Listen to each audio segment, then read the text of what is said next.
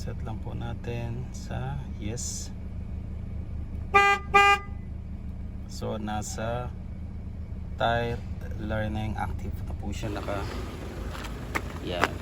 So unahin po natin itong yung kanan nya. So yan po.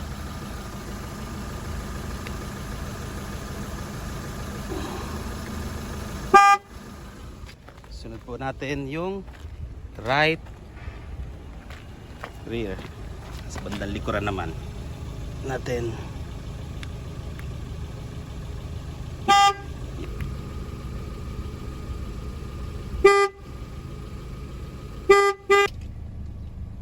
So yun, success na.